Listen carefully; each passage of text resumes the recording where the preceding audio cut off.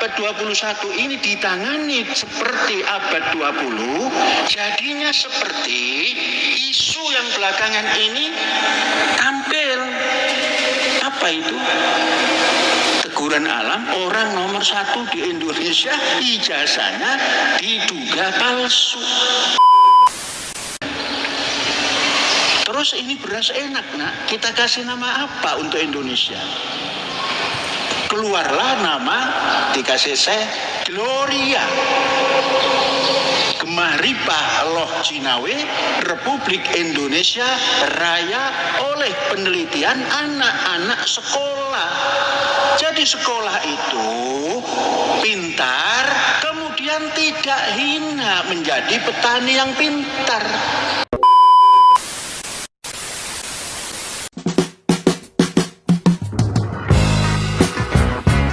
Assalamualaikum warahmatullahi wabarakatuh. Balik lagi bersama Wis ID di sini di Wis ID Channel. Bagaimana kabarnya kalian semua? Tentunya baik-baik saja. Mungkin sudah sebulan saya tidak membuat konten berdurasi panjang. Mohon maaf karena ada sedikit kendala dengan sistem monetize channel ini. Ya, menyaksikan atau menyimak tausiah atau pidato Syekh Al-Zaitun ya, Syekh AS Panji Gumilang. Saya sendiri selalu tertarik dan selalu antusias mendengarkan tausiah atau pidato beliau ya. Terus terang saya tidak mudah tergiring opini oleh media dan berusaha untuk selalu menilai objektif dan fair, termasuk isu-isu Al-Zaitun atau Syekh AS Panji Gumilang beberapa waktu yang lalu yang sempat heboh ya. Saya sendiri baru saja menyimak pidato beliau berdurasi panjang ya. Dalam durasi video tersebut berdurasi 2 jam lebih. Bagi saya, Syekh AS Panji Gumilang itu sangat visioner ya. Ini penilaian objektif saya. Jarang sekali saya mendengarkan ceramah-ceramah atau pidato misalnya dari para pemuka agama yang sevisioner beliau ya. Sehingga saya selalu antusias mendengarkannya. Berikut cuplikan video dari channel Log News TV. Mohon maaf kepada pihak Log News TV, videonya saya gunakan ya. Menarik bagi saya mengenai visinya, yaitu mengenai revolusi pendidikan. Dalam pidato tersebut saya sempat menyentil mengenai kasus ijazah palsu dan pembongkaran-pembongkaran yang dilakukan oleh Gubernur Jawa Barat yaitu Deddy Mulyadi. Seperti apa videonya? Mari kita saksikan ya. Menata bahwa pendidikan itu bukan unsur yang nampak di sekolah. Tadi wakil daripada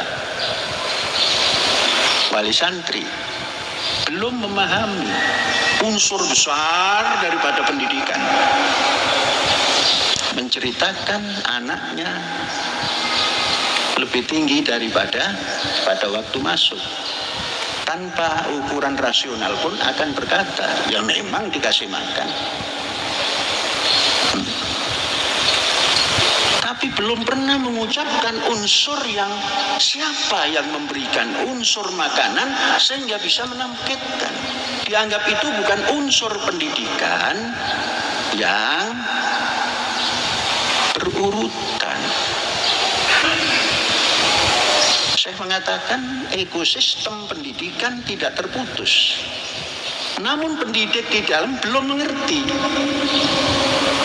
Ciri belum mengertinya tadi diwakili oleh wali santri, notabene-nya hari-hari di kampus.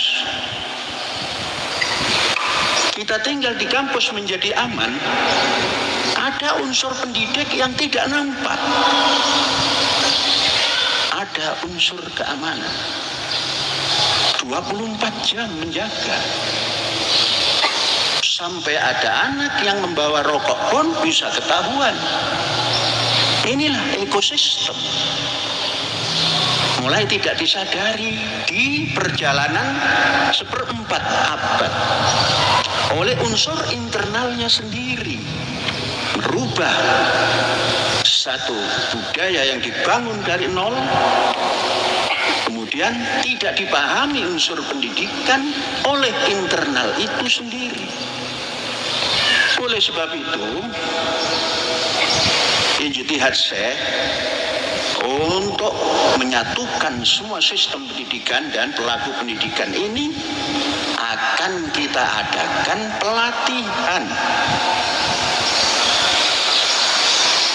supaya tidak terjadi seperti ini. Jadi ini teguran alam ini, atau aksentuasi alam. Teguran alam masih ada itu di Al-Zaitun yang peradabannya tidak sustain. Ciri daripada abad 21 ini adalah keberlanjutan budaya dan lingkungan. Budaya itu apa? Dan apa tingkatannya? Apa batik bukan budaya? Tapi di mana dipakai? Sebab apa? Kita sudah membuat budaya di kampus ini. Harus sustainability budaya dan lingkungan. Nah, akhirnya nanti bisa merubah atau mengganggu lingkungan, minimal pandang. Nah, kok ada baru? Ini supaya disadari. Kemudian seperti halnya sang wakil wali santri yang notabene-nya pendidik, belum memahami apa unsur pendidikan yang seperti kita lakukan ini. Ekosistem pendidikan. Ekosistem pendidikan itu ada barang hidup, ada benda mati, yang semuanya digabung menjadi satu kesatuan. Walaupun berdiri masing-masing, tapi diikat dalam satu kesatuan untuk membangun output, bukan untuk membentuk. Indonesia tidak pernah bentuklah badannya, bentuklah jiwanya, tidak ada. Indonesia mengatakan bangunlah jiwanya, bangunlah badannya. Tapi sering pendidik mengatakan mencetak, membangun, membentuk, menciptakan. Itu bahasa-bahasa yang tidak ikut aturan yang dibawa oleh Indonesia. Supaya dipahami bahwa unsur pendidikan, ekosistem pendidikan yang tidak terputus itu sudah ada di kampus kita ini. Guru itu bahkan rentetannya nanti ada di rentetan keberapa. Setiap mau membangun pendidikan yang berekosistem yang tidak terputus, yang pertama harus disiapkan pangan papan, sandang pangan papan. Bentuklah pakaiannya, siapkan pangannya, siapkan papannya. Ini tidak pernah dimasukkan unsur pendidikan. Mengapa? Karena pendidikannya tidak berekosistem yang tidak terputus. Maka apa yang terjadi hasilnya? Ya putus-putus.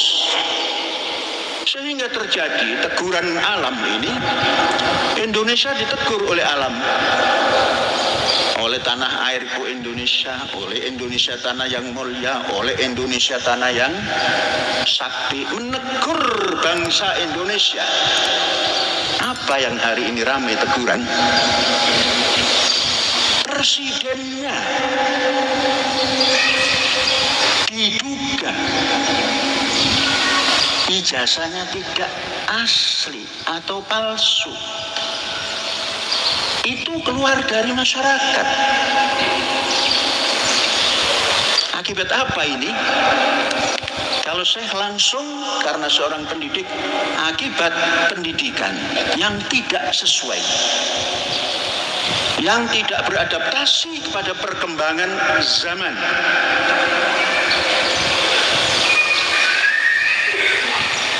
Ini terjadi. Lepaskan tak benar tak tidak, tapi alam Indonesia menegur hal itu dan menjadi diskusi liar.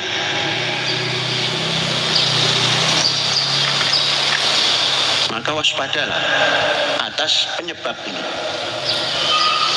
Jangan mencari kambing hitam bahwa penyebabnya adalah ada orang yang sebagai penggerak dan lain sebagainya. Itu semua tidak berdasar. Bangunlah jiwanya, bangunlah badannya. Ini teguran alam.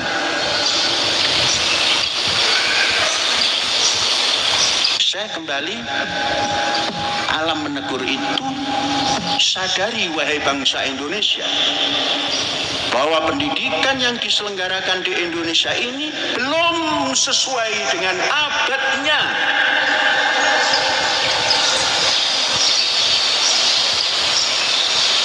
Mengapa cita-cita Syekh dan Az-Zaitun kala itu berbincang dengan Menteri Pendidikan atau Agama yang bernama Dr. Abdul Malik Fajar. Apa diskusi Syekh? Departemen Agama kalau nggak salah ketika dia, oh kita menciptakan ini. Syekh enggak, saya enggak sanggup menciptakan. Yang menciptakan hanya Allah. Menghantar generasi untuk bisa hidup pada zamannya. 1,5 juta hektar itu tidak ada 1% untuk mendidik, bukan untuk membangun tempat rekreasi yang tidak pada tempatnya. Maka Gubernur Jawa Barat kan aktif banget itu merobohkan tempat rekreasi yang tidak pada tempatnya itu. Ini nanti 3.000 per daerah itu ada tanah-tanah yang disewa-sewakan oleh negara. Itu banyak. Ditetapkan oleh pembuat hukum, legislator, oleh DPR. Biayanya bagaimana? Gampang biaya itu. Orang kaya di Indonesia itu banyak. Ada 1 juta itu. Yang punya kekayaan $1 juta menginap. Kalau $1 juta jalan-jalan itu bukan kekayaan. Yang $1 juta menginap itu ada 1 juta. Itu kita minta filantropinya, kalau bahasa lainnya sodakohnya, untuk Indonesia Raya, untuk pendidikan Indonesia Raya, agar tahun 2045 Indonesia Raya ini minimal rata-rata penduduknya sudah berpendidikan di atas sekolah menengah atas.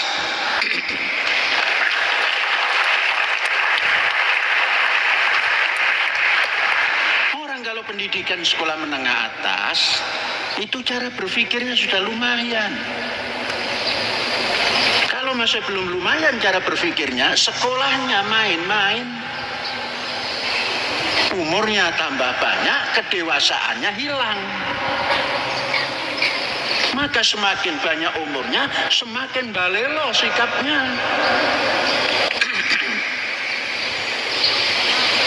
Jadi coba kita bayangkan, umpamanya 1 unit sekolah berasrama besar dengan fasilitasnya, start pertama 10 triliun 1 unit.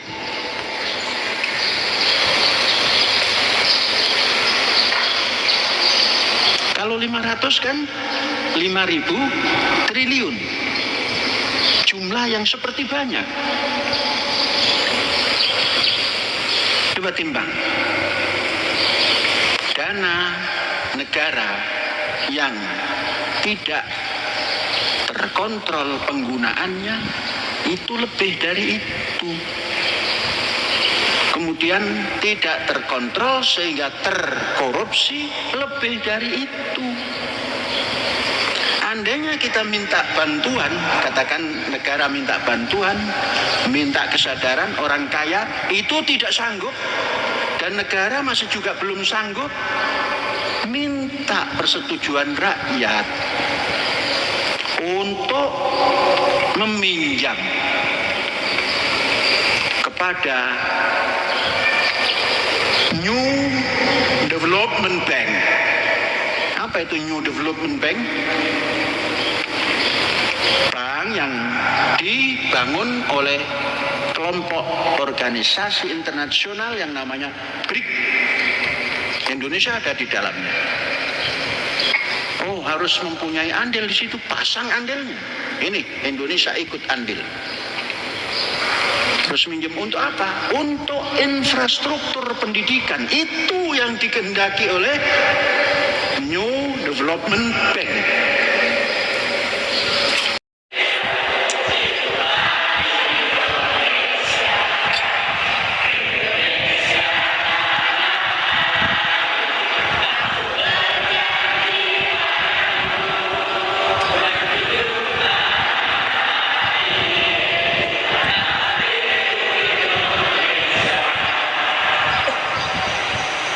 Sambung menyambung,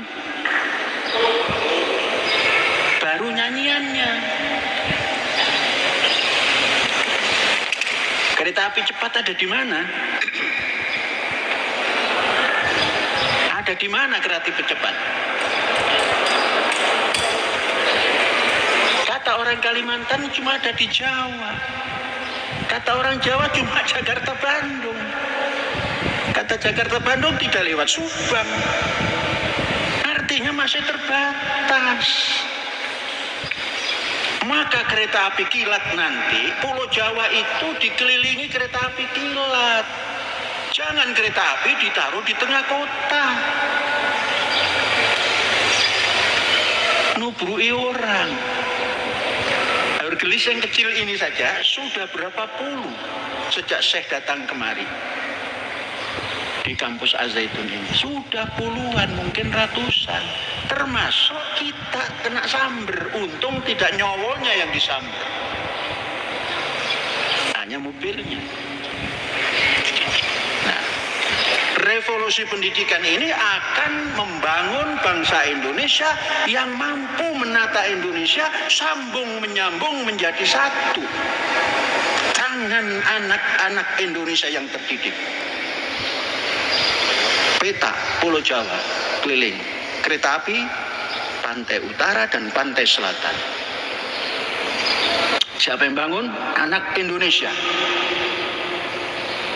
Katakan sudah ada berapa daerah di sini, katakan 100.